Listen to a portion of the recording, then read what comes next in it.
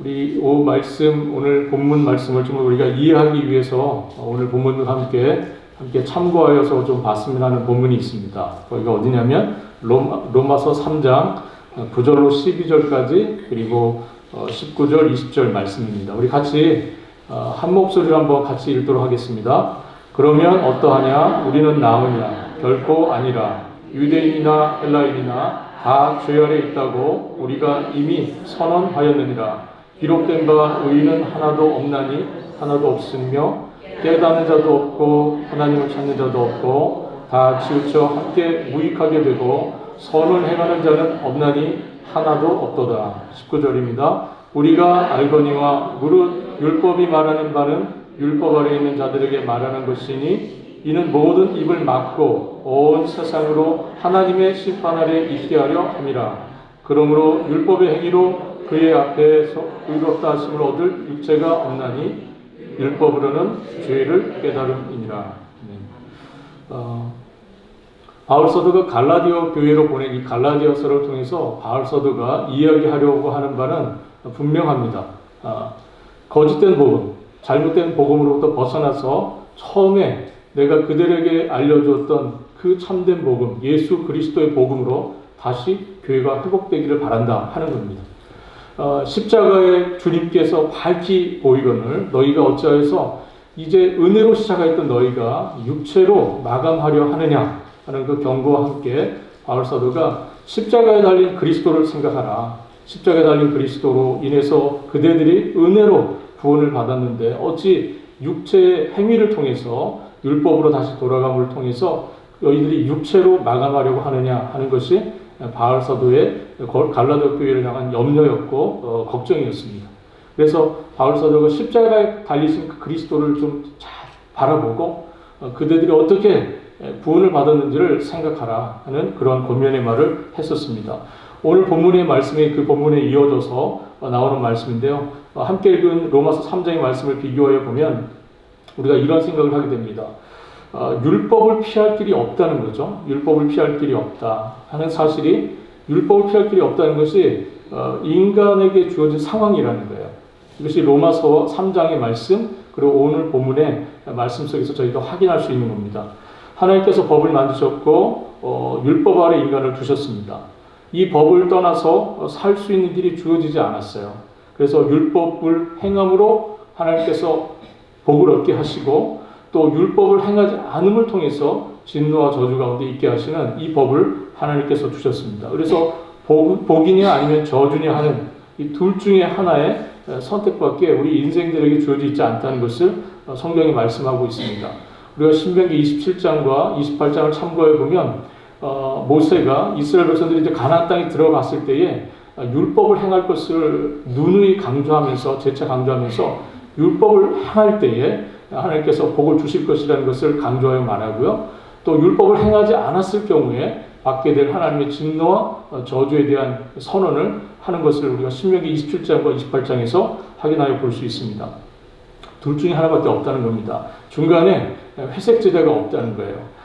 어떻게 보면 인간의 운명은 율법에 의해서 의인과 죄인으로 나누어지게 되고 영원한 축복과 아니면 영원한 형벌에 처해지게 될 것이라는 것이 성경이 말씀하는 바고요. 오늘 본문에서 말씀하고 있는 바입니다. 그런데 인간의 딜레마가 뭐냐면 율법을 다 완전하게 지킬 능력이 인간에게 없다 하는 것입니다. 이것이 인간의 딜레마예요. 인간이 율법이 그저 행위만을 부족하는 것이라면 모르지만 율법이 놀랍게도 마음의 문제, 즉 탐욕을 다루고 있기 때문에 더욱더 율법을 완전히 지킬 능력이 인간에게 없음을 저희가 보게 됩니다. 우리는 말과 행위, 그리고 생각과 태도에서 율법을 완전하게 지키고 죄를 짓지 않을 가능성은 0%. 그거를 말씀하고 있다는 것이죠. 인간이 다 율법을 범한 자라는 것이 딜레마입니다. 즉 인간은 다 율법 앞에서 그리고 율법을 주신 하나님 앞에서 율법을 범한 자라는 사실, 그것이 로마서 3장이 선언하고 있는 바고 또 이 갈라디아서 말씀도 그 부분을 지적하여 말씀하고 있습니다. 저와 여러분과 저의 이 본래 상황은 율법 앞에서 복을 받을 수 없다는 것이고요. 저주만 받게 되는 것이 우리에게 주어진 운명이다 하는 것이 성경의 선언입니다. 여기서 바울 사도가 갈라디아 교인들에게 설명하려는 것은 바로 이러한 피할 수 없는 율법의 요구인 복과 저주 앞에서 십자가에 달리신 그리스도는 무슨 관계가 있느냐 하는 거예요. 율법은 우리에게 복과 저주를 선언하지만 딜레마는 뭐예요? 우리가 율법을 지킬 수 없다는 문제입니다. 그런데 그 상황 속에서 율법의 그 피할 수 없는 요구 앞에서 우리가 십자가에 달리신 그리스도는 과연 무슨 상관이 있느냐 하는 것이죠.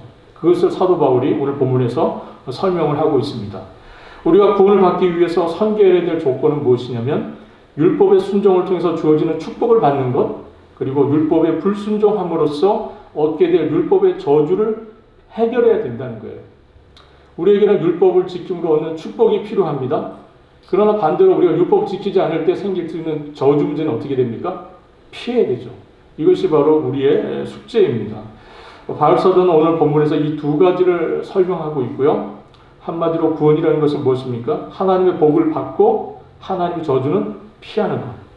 이것이 우리가 구원이라고 할 수 있을 겁니다. 이것이 오늘 본문의 주제입니다.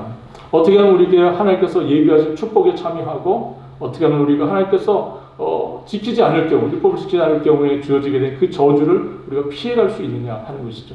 이 부분에 대해서 오늘 본문이 말씀하고 있는데 그 부분을 우리가 두 가지를 중점적으로 오늘 본문을 통해서 살펴보도록 하겠습니다.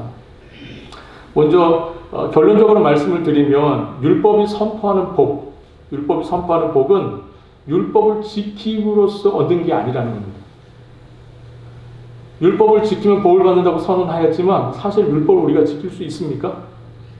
그럴 수가 없죠. 그럴 수가 없습니다. 우리가 그럴 수 없다는 이유를 뒤에 가서 좀 설명해 드리도록 하겠습니다. 결론적으로 말씀드리면 율법이 선포하는 복은 율법을 지킴으로써가 아니라 믿음으로써 그 복에 참여한다 하는 것입니다. 이것이 오늘 갈라디아서를 통해서 바울 사도가 첫 번째 얘기하려고 하는 큰 주제입니다. 율법은 율법을 지킬 것을 요구합니다. 법이라고 하는 것은 그 본성상 강제력이 있죠. 그리고 구속력을 가지고 있습니다. 그래서 법은 지키라고 있는 거예요, 사실은요. 그런데 율법의 문제를 다루면서 바울 사도가 율법을 지킬 수 없는 인간의 한계에 대한 이야기를 합니다. 굉장한 딜레마죠. 하나님은 지키라고 주셨는데 문제는 뭡니까? 우리가 그것을 지킬 수가 없습니다. 이것이 큰 문제가 아닐 수 없죠. 율법의 문제를 다루면서 거론되는 가장 중요한 인물은 누굽니까? 모세죠. 율법을 받았던 모세가 가장 중요한 인물입니다. 그런데 바울 사도가 이 율법의 문제를 이야기할 때 모세를 거론하지 않습니다. 오늘 본문에서 누구를 거론하고 있죠? 아브라함을 거론하고 있습니다. 모세가 아닌 아브라함에게 우리의 시선을 바울 사도가 이렇게 가져가게 합니다. 우리는 이 문제가 있어서 이 문제를 보다가 보니까 모세를 다뤄야 될 것 같은데 지금 바울 사도가 어떻게 하고 있습니까? 우리 시선을 들어서 어디로 옮기고 있습니까? 아브라함으로 옮기고 있습니다. 아브라함으로. 왜냐하면 이 아브라함의 이야기를 해야 이 문제가 해결되기 때문에 아브라함의 이야기를 하고 있습니다. 갈라디아에 와서 보니까 갈라디아 처음에 사도 바울이 복음을 전하고 떠난 이후에 갈라디아 교회는 유대로부터 온 거짓 교사들이 들어와서 잘못된 복음을 전하고 있었습니다. 거짓된 복음을 가르치는 유대주의자들의 그 요지는 이거예요. 그들이 설령 예수를 믿어서 그리스도인이 되었다 하더라도 온전한 그리스도인이 되기 위해서는 그들이 먼저 유대인이 되어야 한다는 거예요. 유대인이 되는 조건으로서 할례를 받아야 된다 이렇게 얘기를 한 겁니다. 예수 그리스도의 복음만 가지고 구원을 받을 수 있는 것이 아니라 그들은 플러스 율법도 지켜야 되는데 유대인됨의 가장 중요한 상징이 뭡니까? 할례를 받는 거잖아요. 그래서 할례를 받아야 할 것을 이야기를 했습니다. 그것이 바로 그들이 전했던 거짓된 복음이었습니다. 할례는 무엇입니까? 하나님께서 아브라함에게 주신 언약의 표시죠. 하나님께서 아브라함에게 주신 그 약속의 표시가 할례였습니다. 그래서 아브라함의 자손들은 할례를 행함으로써 자신들이 아브라함의 후손임을 몸에 표시를 했습니다. 이스라엘 사람들에게 있어서 정말 중요한 것은 그들이 누구의 자손, 즉 아브라함의 자손이 아니냐 하는 것이 굉장히 중요한 문제입니다. 그러니까 아브라함의 자손이 과연 누구냐 하는 이 문제가 유들에게 굉장히 중요한 문제가 됩니다. 물론 아브라함의 자손은 누굽니까? 유대인들이죠. 유대인들입니다.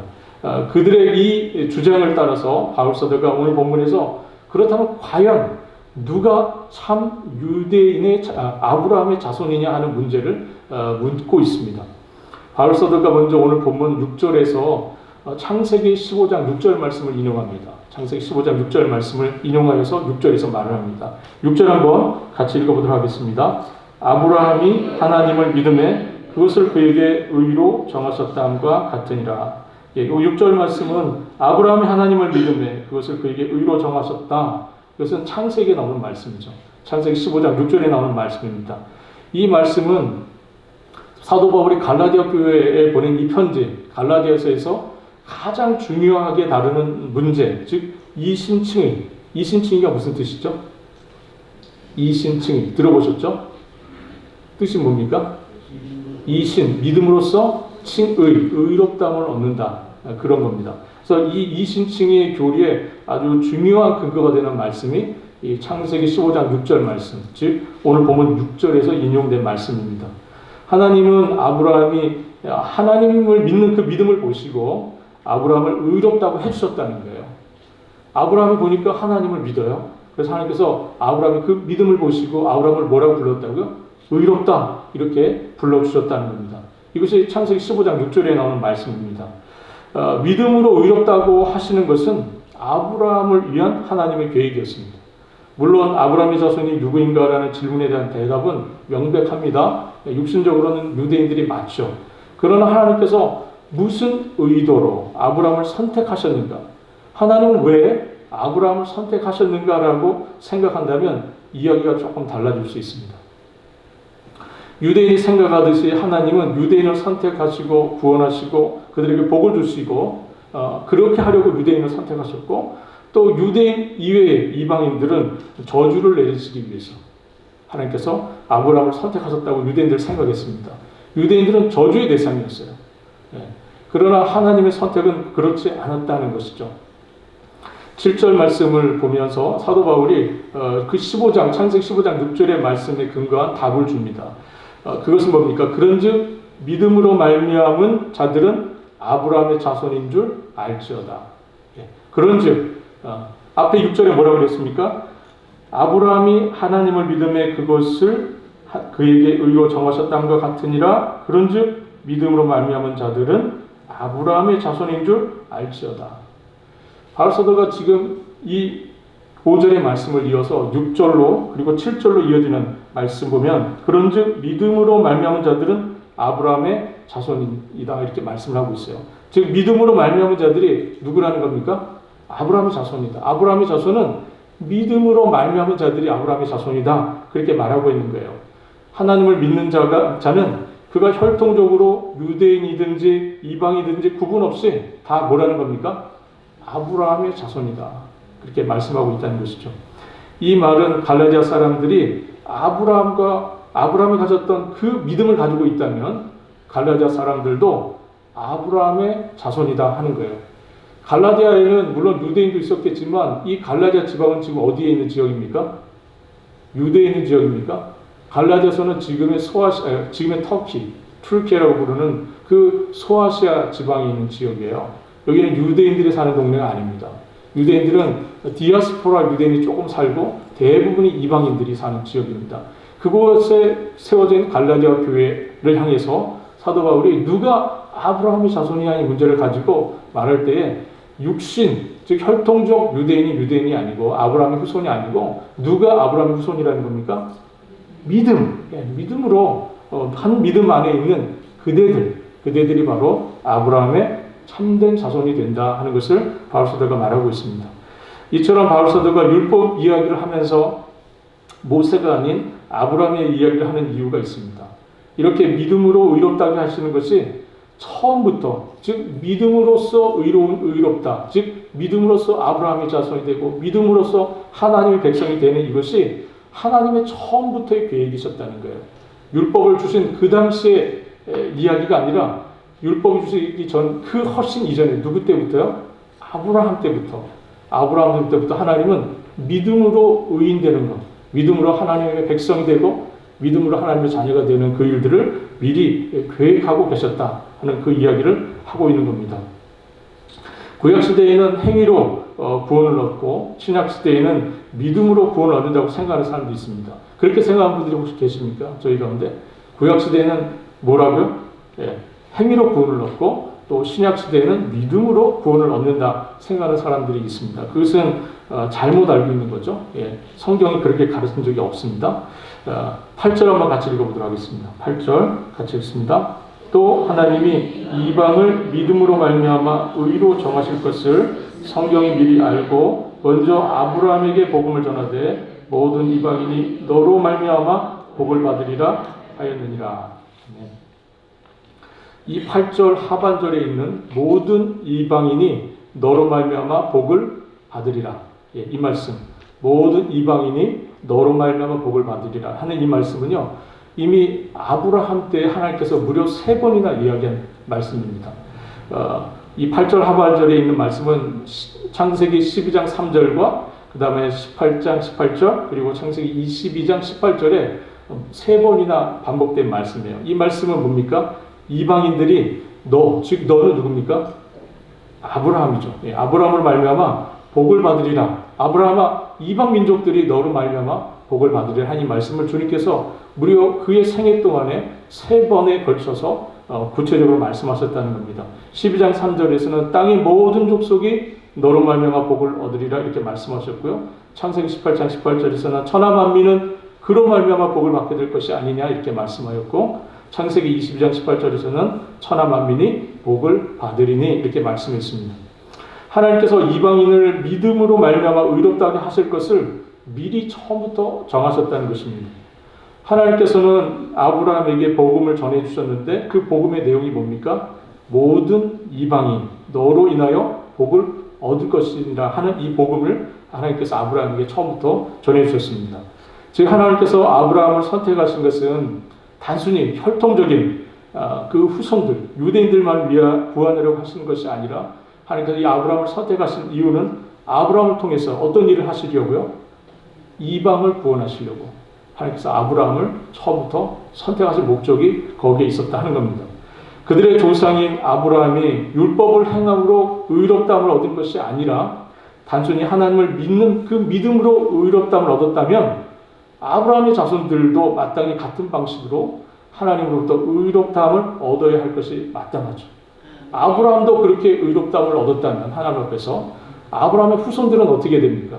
당연히 그들은 어떤 방식으로요? 아브라함이 했던 방식으로 믿음으로 의롭다함을 얻는 것이 맞습니다.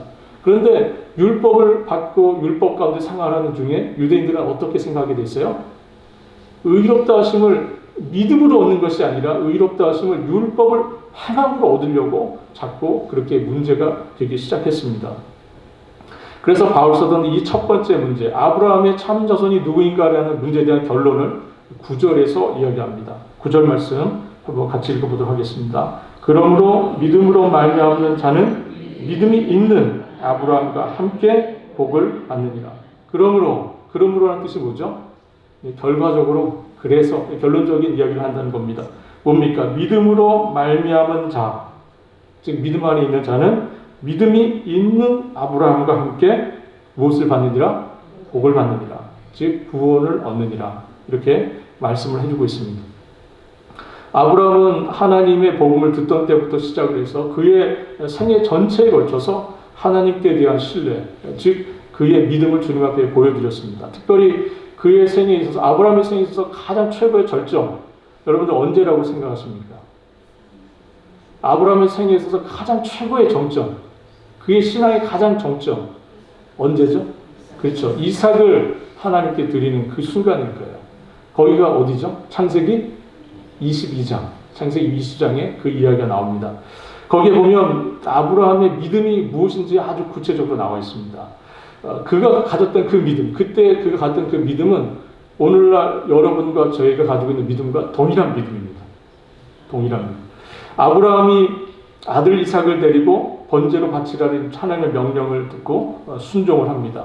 이삭을 데리고 산으로 올라가면서 이삭이 묻습니다. 불과 나무는 있거니와 번제할 어린 양이 어디 있습니까? 지금 제사를 지내러 간다는 거 분명히 이삭이 알아요. 그러면 이삭이 늘 옆에서 아버지가 제사할 때마다 봤기 때문에 제사를 위해서는 무엇이 꼭 필요한지를 압니다. 제사를 위해서 필요한 게 뭡니까? 그렇죠. 번제할 어린 양이 필요한데 아버님이 어린 양을 안 가지고 가시는 거예요.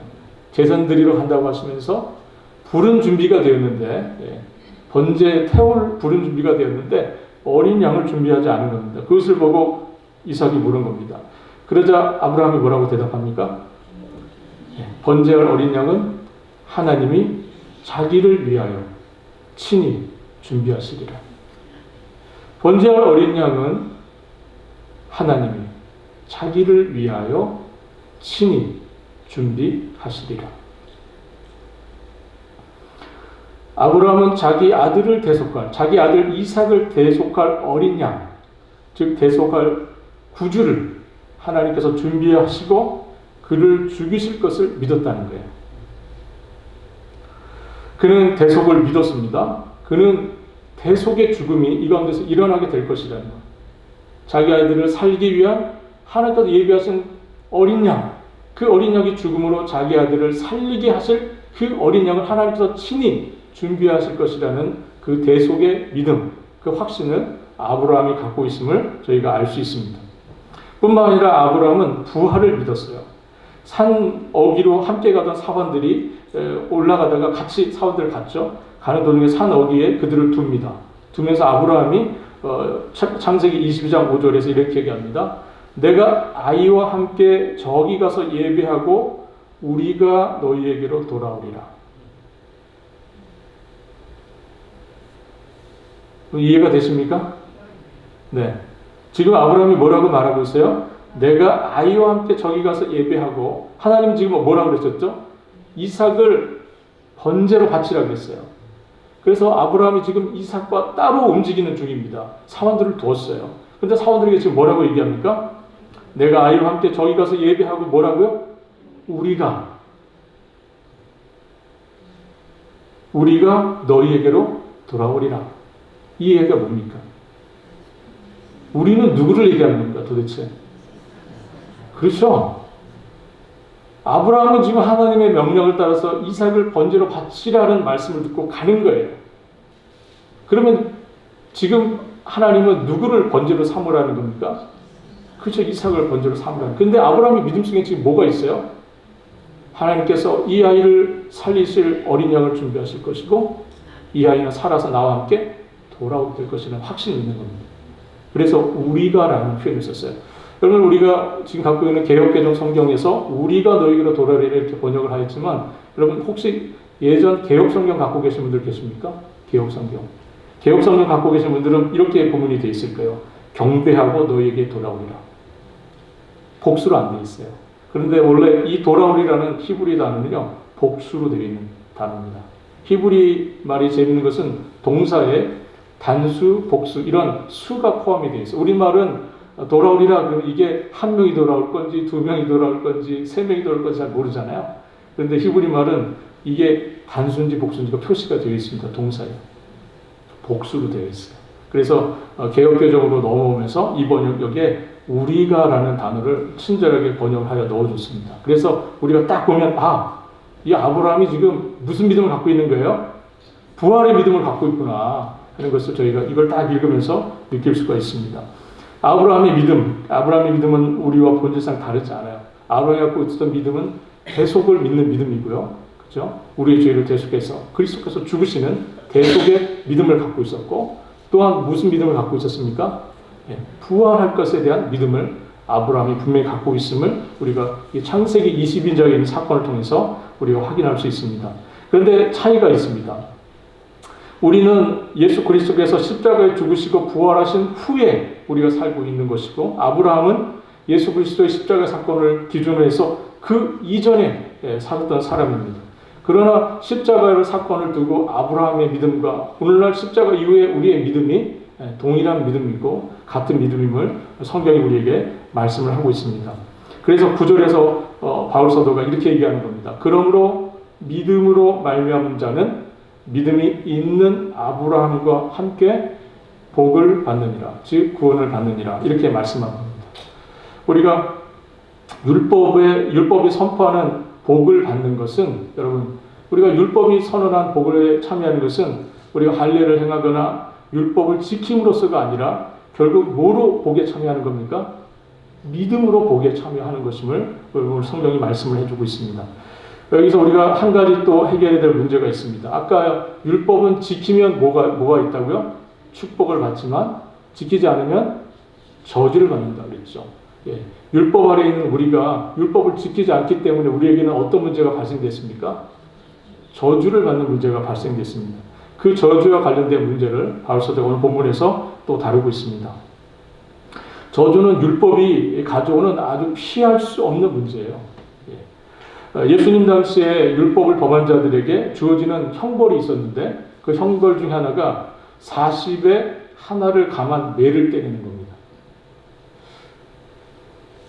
40에 한 대를 왜 한 대를 굳이 뺐을까요? 네. 40대 맞으면 죽을 확률이 높은가 봐요. 그래서 한 대를 빼주는 건지 잘 모르겠습니다. 근데 어쨌거나 이들은 40에 하나를 감한 매를 율법을 어긴 자들에게 가했습니다. 그런데 예수님 당시에 이 율법을 범해서 40에 하나를 감한 매를 맞는 이 사람들에게 그 당시에 요청했던 것이 있습니다. 그것은 바로 신명기 27장에 있는 말씀. 신명기 27장에 어떤 내용이 나오는지 혹시 아십니까? 저주에 대한 이야기가 나옵니다. 율법을 지키지 않았을 때 일어나게 될 저주에 대한 내용이 신명기 27장에 나와 있어요. 그 신명기 27장 이 저주에 대한 말씀을 소리 내어서 읽도록 하는 규정이 있었습니다. 그러니까 40에 하나를 감한 매를 맞는 사람은 그 입으로 뭘 말해야 돼요? 계속요? 신명기 27장에 있는 그 저주 규정, 그거를 계속 말하도록 하는 게 있었습니다. 그런데 여러분들, 우리가 고린도후서 11장을 보면 사도 바울이 이 40에 하나를 감한 매를 몇 번 맞죠? 몇 번 맞는 걸로 되어 있습니까? 5번 맞습니다. 40에 하나를 감한 매를 바울 사도가 무려 5번이나 맞아요.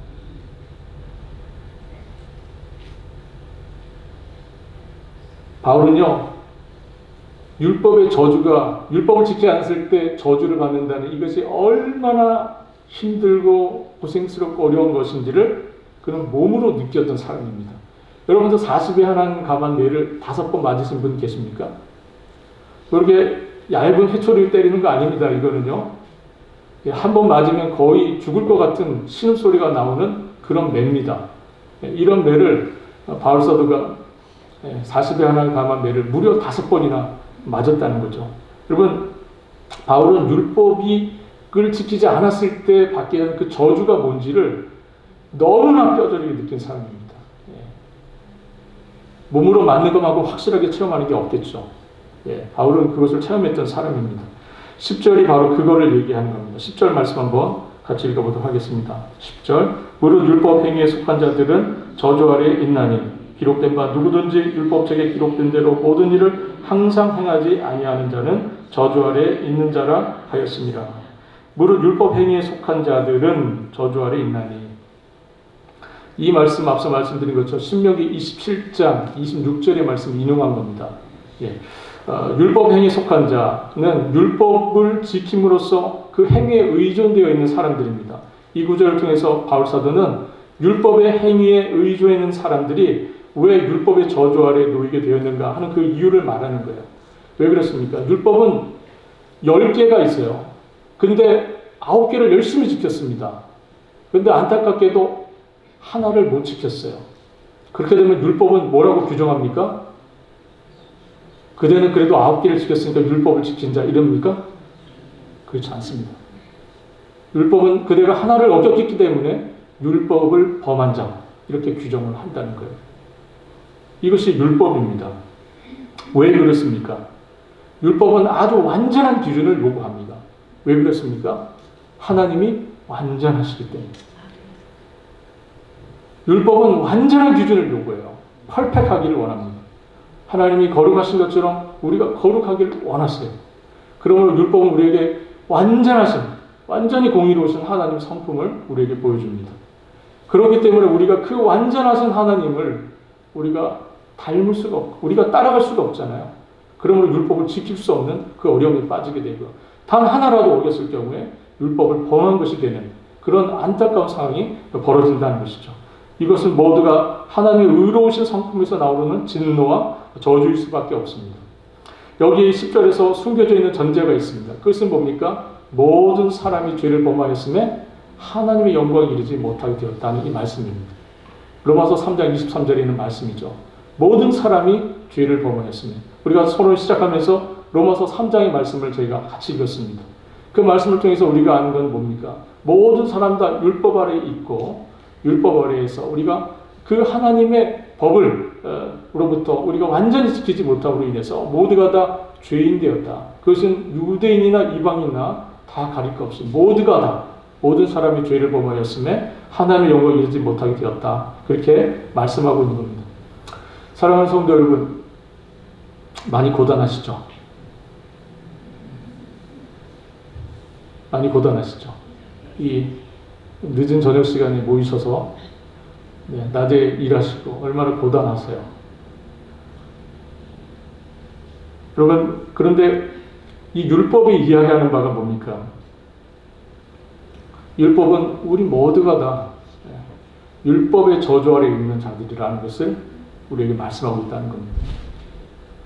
누구 하나 예외가 없는 거예요. 누구 하나.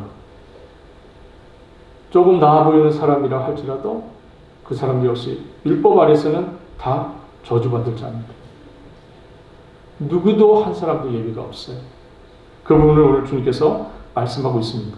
성경이 우리에게 말해주는 인간의 본 주소, 본래의 모습은 뭡니까? 전적으로 인간은 타락하였다는 거예요. 인간은 전적으로 부패하였다는 겁니다. 그것이 성경이 규정하는 인간의 모습입니다. 바울사도는 지금 그 문제를 얘기하는 겁니다. 여러분, 문제는 뭡니까? 율법을 지킬 수 없는, 그래서 율법에 문제가 있는 겁니까? 아니면 율법을 지킬 수 없는 우리에게 문제가 있는 겁니까? 율법을 지킬 수 없는 우리에게 문제가 있는 거예요. 율법은 우리 이렇게 해서 율법이 우리에게 무엇을 이야기합니까? 우리는 모두가 다 율법이 규정한 그 저주 선언 아래에 있다 하는 것을 말씀해 주고 있습니다. 그래서 11절 상반절에 이렇게 말씀을 하고 있죠. 또 하나님 앞에서 아무도 율법으로 말미암아 의롭게 되지 못할 것이 분명하다고 이렇게 말씀하고 있어요. 또 아버지 하나님 앞에서 아무도 율법으로 말미암아 의롭게 되지 못할 것이 뭐하다고요? 분명하다. 분명하다. 이렇게 말합니다. 여러분, 율법을 평생 지키려고 했던 바리새인으로서의 바울, 그럼 바리새인으로서의 바울을 한번 생각해 보십시오. 바리새인으로서 바울은 정말 율법을 지키려고 노력했던 사람입니다. 정말 그는 율법을 지키려고 온 생애를 쏟았던 사람이에요. 그는 그처럼 철저하게 율법을 지키려고 애썼던 사람이 아마 없다 싶을 정도로 열심히 율법을 지켰던 사람입니다. 그는 심지어 예수님을 믿는 사람들을 잡아 죽이는 일까지 나서면서 율법을 지키려고 했던 사람입니다. 사람을 죽이면서까지 율법을 지키려고 했던 그 정도로 율법에 미쳐 있었던 그런 사람이 바울이었습니다. 그러나 그가 이 율법을 지키는 일을 가지고 율법의 그 의미를 바로 깨달았게 되었을 때 그가 알게 된 것은 무엇입니까? 율법으로는 아무도 의에 이룰 수 없다는 것을 그가 깨닫게 되었습니다. 율법의 행위를 통해서 우리가 영적인 충만함, 영적인 만족을 누릴 수 없다는 것을 그가 깨닫게 되었죠. 결국 그가 예수님을 만남으로써 그는 오직 믿음으로 의롭게 함을 받는다는 이 놀라운 사실을 깨닫게 되었습니다. 오직 믿음으로, 율법이 아니라 율법을 행함으로가 아니라 믿음으로 말미암아 의롭다함을 얻는 진리에 이르게 되었습니다. 그것이 11절 하반절의 이야기입니다. 11절 하반절 한번 같이 보겠습니다. 11절 우리가 다 같이 읽죠. 상반절부터 또 하나님 앞에서 아무도 율법으로 말미암아 의롭게 되지 못할 것이 분명하니 이는 의인은 믿음으로 살리라 하였습니다.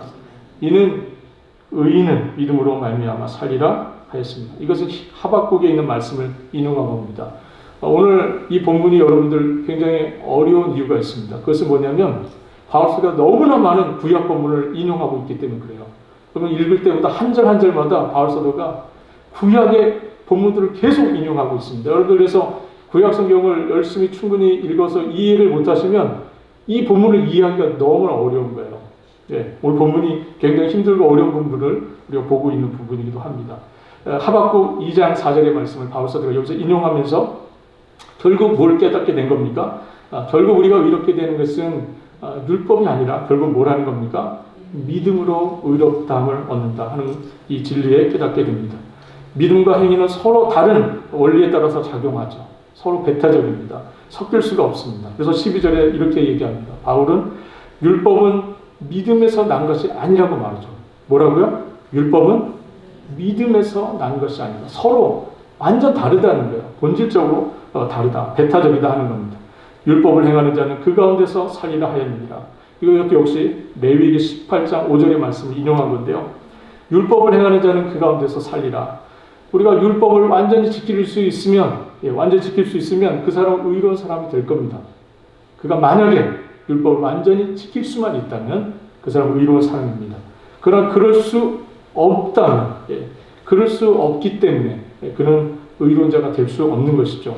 의롭게 되는 것은 오직 예수 그리스도를 믿는 그 믿음으로만 가능하다는 것을 바울 사도가 오늘 본문에서 말씀을 하고 있습니다.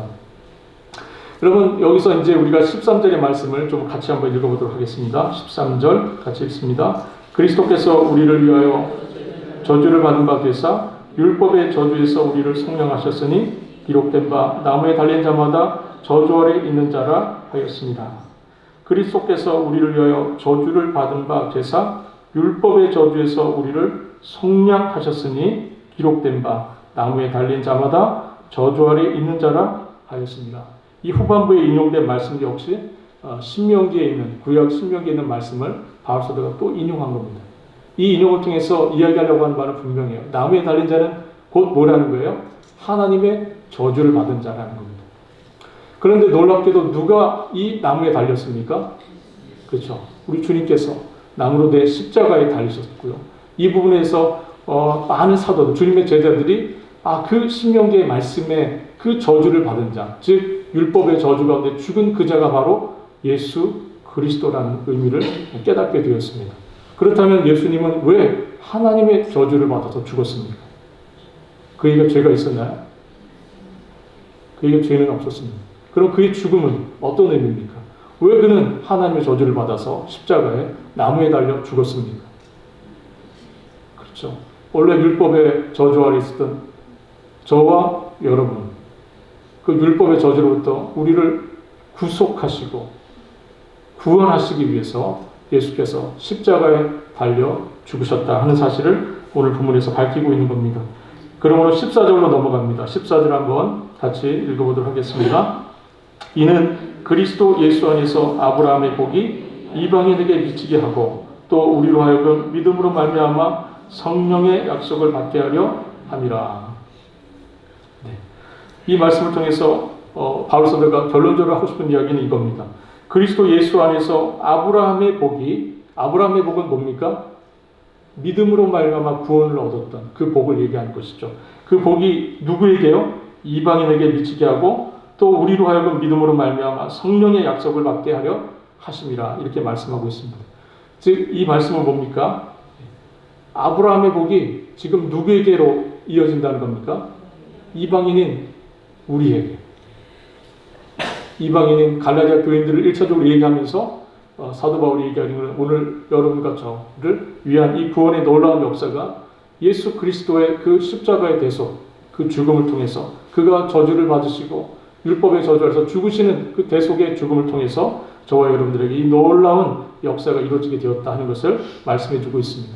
오늘 저는 이 말씀을 정리하면서 이런 생각을 좀 해보게 됩니다. 이 말씀을 증거하게 되면 많은 사람들이 공감하지 못하는 부분이 있어요. 많은 분들이 그 이야기가 우리 본문의 메시지가 놀라운 복음임에도 불구하고 이 복음의 메시지가 복음으로 들리지 않는 경우가 있습니다. 딱 한 가지 경우가 그렇습니다. 내가 여전히 죄인이 아니라는 생각을 갖고 있는 분들. 이 말씀이 복음이 될 수 없습니다. 딱 그 한 가지 경우. 그 경우에 속하지 않는 경우는 이 말씀이 복음으로 그 가슴을 치지 못합니다. 여러분들은 성경이 선언하는 바, 그 말씀대로 여러분들의 죄인됨에 대해서 알고 계십니까? 오늘 이 말씀이 복음으로서 여러분들의 심령 가운데 역사할 수 있는 유일한 조건이 있다면 그것은 여러분들이 죄인됨을 깊이 알고 있을 때입니다.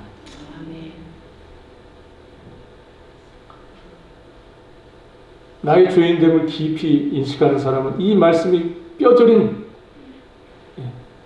정말 바울 사도가 41을 감한매를 무려 5번이나 맞으면서도 율법을 그렇게 철저하게 지키고 율법대로 살려고 몸부림쳤던 그 사람이 참된 영적인 만족이 없었던 그가 예수 그리스도를 만나고 은혜로 구원받는 이 놀라운 사실을 깨닫게 된 이후로 그가 새로운 삶을 살게 되고 새로운 변화가 그의 삶에 일어나게 되었습니다. 여러분, 우리가 여전히 의로워지는 일이 나의 행위를 통해서 가능하다고 생각하고 계신다면 여러분, 여전히 우리는 율법 아래 있는 사람들입니다.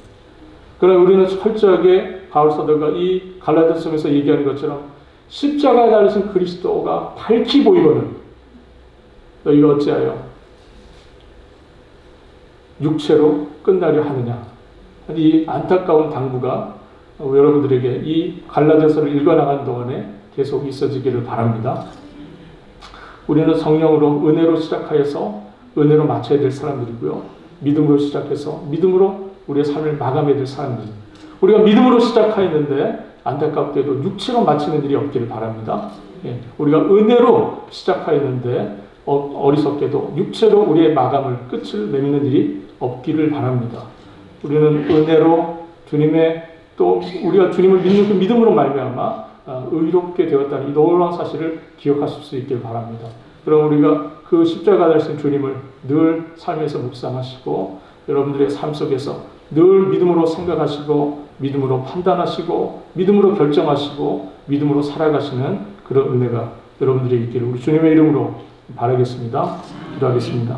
하나님 아버지, 오늘 갈라디아서의 말씀을 통해서 또 그리스도의 복음이 무엇인지 또 율법의 그 저주 아래 있었던 우리가 얼마나 주님의 놀라운 은혜 가운데 복음을 듣게 되었고 또 주님께서 우리를 위한 대속의 죽으심을 통해서 그 놀라운 은혜 가운데 나아가게 되는지를 깨닫게 하여 주시오니 주여 감사합니다. 주님, 이 복음이 우리의 가슴속에 참되게 들려줄 수 있는 복된 역사를 우리 가운데 허락하시고 우리의 죄인됨을 깊이 하나님 경험하는 저희들 될 수 있도록 주여 은혜를 다하여 주옵소서. 감사드리며 우리 주님 되시는 예수 그리스도의 이름으로 기도합니다. 아멘.